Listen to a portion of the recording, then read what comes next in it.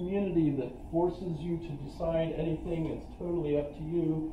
You're a free individual. You're condemned to be free because of the very nature of being a self-consciousness and having this constant dialectical process. In fact, for Sartre, the thing that's so horrible is that I might walk down the aisle, where actually I'm already at the other end of the aisle, but she walks down the aisle, joins me, and we commit ourselves for life.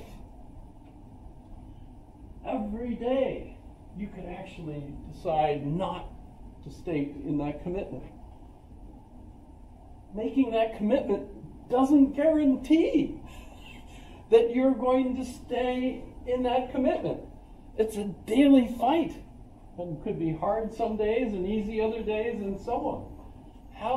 How you can't get out of it by thinking, well, I made the commitment, I have to be this way. No, you can always change your mind. In fact, Madonna, anybody ever heard of Madonna?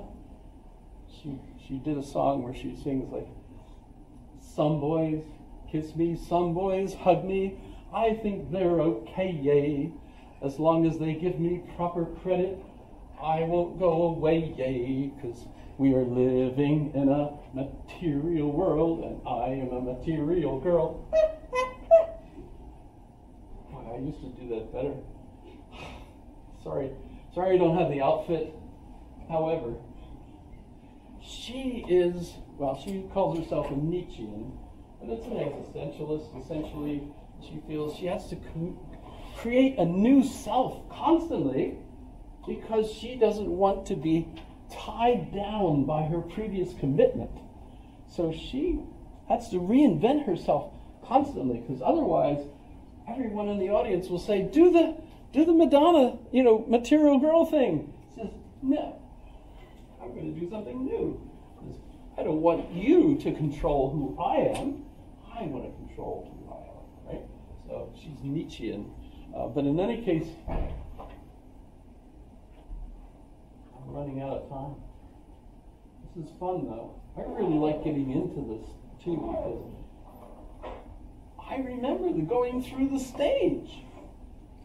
Philosophy put me through this darn stage, where literally I was the one walking around not getting enough of Kierkegaard, not getting enough of Sartre, being in nothingness.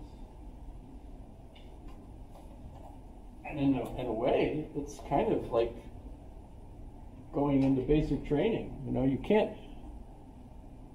get the retirement unless you go through the basic training. You can't get the retirement unless you go through the E4 stage or the E5 stage or the E6, etc. Right? Well, of course, you can go officer if you like. However, I went for the language, so I went through the non-com point of view and got the retirement. Yes. Oh well. You have to go through the stages. This seems like a mandatory stage. If you're a typical American, you grow up in a society where you have this kind of absolute. You know exactly what the right morals are. You have to learn those. Okay, Mom. And then you go to high school and they teach you about science and history. And in history, they teach you that it was Constantine the Great that conquered under the sign of the cross. And then he made the empire Christian. Wait a minute. It wasn't God that did it? No, it was a human being that achieved that. Hey. And you go through the doubt, and you go through the stage, and you lose belief in the traditional meta-narratives, and you end up having to go through the stage of the aesthetic, the ethical, the religious, and hopefully you succeed. Without drugs, by the way. I don't think they're really that helpful. Not that I've even tried them, although I've been told that Jamison's is a drug of choice. The quiz question for today. There There should be one, right? And what was it? And we already did the quiz question for utility.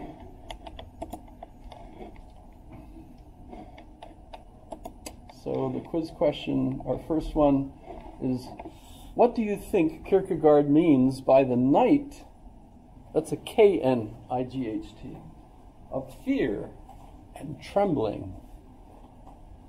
The night of fear and trembling. What does Kierkegaard mean by the night of fear and trembling? Any questions? Is this fun? How many folks have already been here and done this kind of thought process? What do you mean about the question? Or about the stages? Oh, this particular, this is a stage. He's going through a stage. Fear and trembling. Because when you come to this point, it's earth-shattering for the person. It's a night of fear and trembling. I think I have to read a little bit more about it. There's a link. Sorry to do that to you.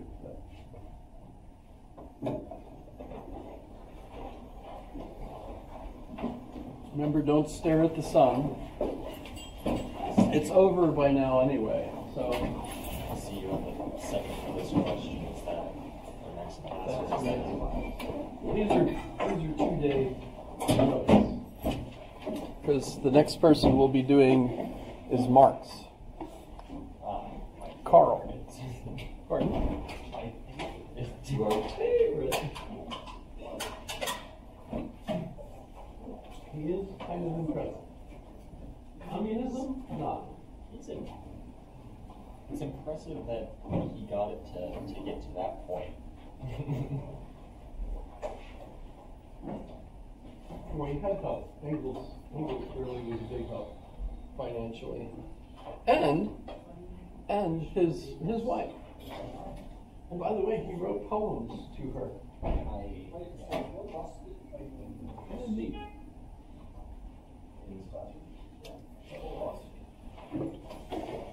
Oh well.